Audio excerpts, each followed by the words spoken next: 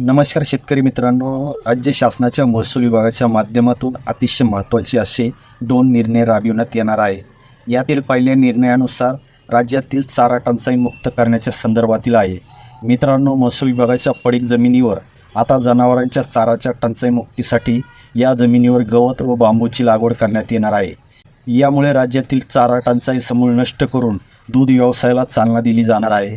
राज्यातील महिला बचत गट, महिला आर्थिक विकास महामंडळ आणि सुशिक्षित बेरोजगार संस्थांना ही पडीक जमीन दिली जाणार आहे.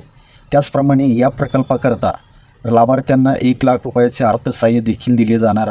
या देण्यात येणाऱ्या पडीक जमिनीवर रोपवाटिका, नर्सरी, सेंद्रिय खत आणि अपारंपरिक ऊर्जा प्रकल्पही उभारता येणार.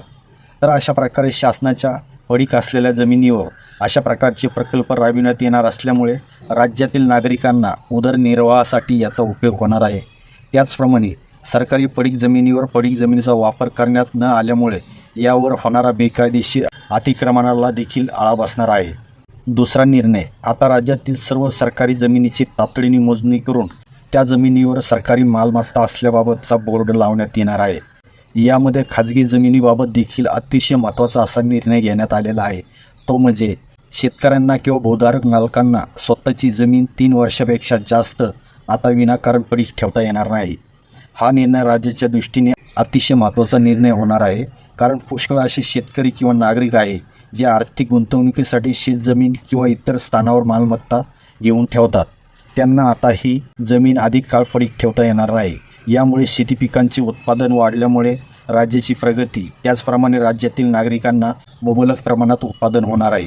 त्याचप्रमाणे शहरी भागातील MMRDA, PMRDA, सिडकोच्या मोकळ्या जागेचा देखील या प्रकल्पासाठी वापर करण्यात येणार आहे. तर मित्रांनो, अशा प्रकारे शासनाकडून 2 महत्त्वाचे निर्णय घेण्यात आलेले आहेत. आता या निर्णयाची प्रत्यक्ष अंमलबजावणी केव्हापासून होते यासाठी शासनाकडून काही नियम करण्यात येतात का हे पाहावे लागेल. या दोन्ही नियमामुळे सरकारी जमिनीवर बेकायदेशीर कब्जा करण्याच्या प्रयत्नांना खीळ किंवा आळा बसण्यास यामुळे मदत होणार आहे. धन्यवाद.